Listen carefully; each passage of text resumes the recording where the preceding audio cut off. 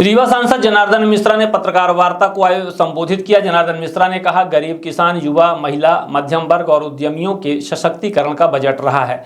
दरअसल मऊगंज जिले में शनिवार को केंद्रीय बजट 2026-27 को लेकर रीवा सांसद जनार्दन मिश्रा ने पत्रकार वार्ता आयोजित की। वार्ता के दौरान सांसद ने केंद्रीय बजट का हवाला देते हुए कहा कि यह बजट देश के गरीब किसान, युवा, महिला, मध्यम वर्ग और उद्यमियों के सशक्तिकरण की स्पष्ट दिशा दिखाता है। उन्होंने कहा कि प्रधानमंत्री के नेतृत्व में प्रस्तुत यह बजट आत्मनिर्भर भारत की संकल्पना को और मजबूत करता है। सांसद जनार्दन मिश्रा ने बताया कि बजट में किसानों की आय बढ़ाने, युवाओं के लिए रोजगार एवं कौशल विकास, महिलाओं के आत्मनिर्भरता कार्यक्रम, मध्यम वर्ग को लेकर राहत तथा उद्यमियों के लिए निवेश और स्टार्टअप को प्रोत्साहन देने जैसे प्रावधान शामिल हैं।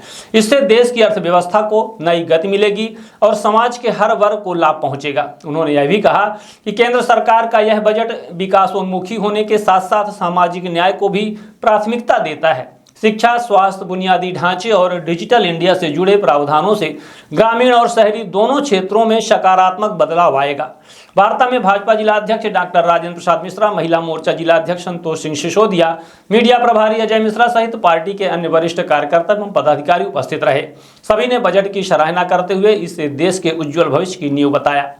नेतृत्व वाली केंद्र सरकार ने 17,95,000 करोड़ का बजट प्रस्तुत किया था, लेकिन इस साल 12 साल बाद 53,50,000 करोड़ रुपए का केंद्र सरकार ने बजट प्रस्तुत किया। इतना बड़ा अंतर है बजट की राशि में। यह अर्थव्यवस्था हमारी कितनी बृहद हुई है, ये इस बात का प्रमाण है। प्रधानमंत्री जी के नेतृत्व में समग्र भारत के चतुर्दिक विकास का बजट प्रस्तुत किया गया है। केंद्रीय बजट में जनता के प्रति सरकार के कर्तव्यों को पूरा करने वाला ये एक डॉक्यूमेंट है। इस बजट में 240 कल्याणकारी योजनाएं 145 करोड़ जनता के हितों के लिए कार्य करेंगी। मित्रों, भारत का जो वैभव काल रहा है वो बहुत पुराना है। हम विश्वगुरु के रूप में थे। हमारी अर्थव्यवस्था दुनिया के एक बड़े भाग वाली अर्थव्यवस्था थी, और उसके पहले जाएं तो जब लोगों ने पढ़ना लिखना से नहीं शुरू किया था, तब से हमारी तक्षशिला जैसे विश्वविद्यालय हमारे पास थे। लेकिन आज दुरावस्था से निकल करके फिर से हम तेजी से आगे बढ़ रहे हैं। चाहे वो योग को अंतर्राष्ट्रीय दिवस के रूप में मान्यता हो, या चाहे आज हम चौथी बड़ी दुनिया की सबसे बड़ी अर्थव्यवस्था हो, और बहुत जल्द ही मोदी जी के नेतृत्व में तीसरी सबसे बड़ी आर्थिक अर्थव्यवस्था बनने जा रहे हैं। आज हमारा मुकाबला दुनिया के संपन्न राष्ट्रों से है, और जबकि अमेरिका को देखिए तो उसके पास बहुत बड़ा भूभाग है, हमारे पास उससे बहुत छोटा भाग है। इसके बावजूद भी आज हमारा मुकाबला इस तरह की अर्थव्यवस्थाओं से है। हमारा इस वर्ष का बजट सतत आर्थिक विकास को जन सरोकारों से, जन अपेक्षाओं से जोड़कर उन्हें पूरा करने वाला है। इस बजट से भिन्न भिन्न क्षेत्रों में रोजगार के अवसरों को सृजित करने का काम कर लोगों की अपेक्षाओं को पूरा कर देश को सशक्त बनाने के लिए किया गया है। मोदी जी ने इस देश में केवल 4 जातियां बताई हैं: गरीबी, युवा, नारी शक्ति और अन्नदाता। मध्यम वर्ग और उद्यमियों तथा हर वर्ग के कल्याण और सशक्तिकरण के लिए इस बजट में प्रावधान किया गया है।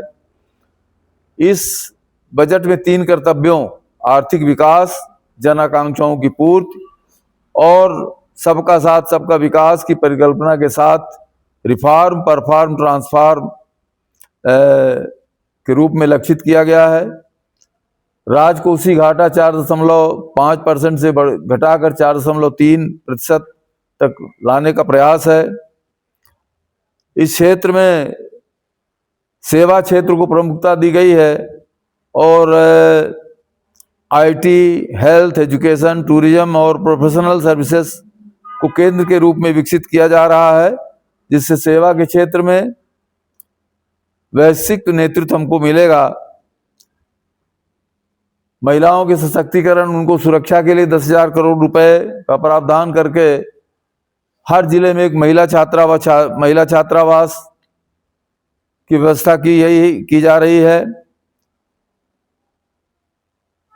1.5 करोड़ 50 लाख सेवा प्रदाताओं और 1 लाख स्वास्थ्य पेशेवरों को प्रशिक्षित करने का काम किया जाएगा। लखपति दीदी सामुदायिक सहायता समूह के माध्यम से उन्हें उद्योगपति बनाने का प्रयास किया जा रहा है।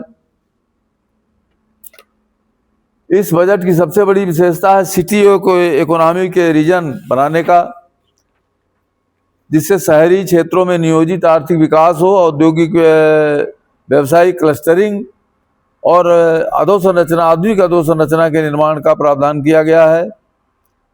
राष्ट्र निर्माण के इस बजट को राष्ट्र के निर्माण की दिशा में देखना आवश्यक है और बजट में 7 हाई स्पीड कॉरिडोर्स का निर्माण किया गया है और इसमें अधोसंरचना के लिए 12.2 लाख करोड़ का कैपिटल एक्सपेंडिचर का प्रावधान है, जो अब तक का सर्वाधिक है।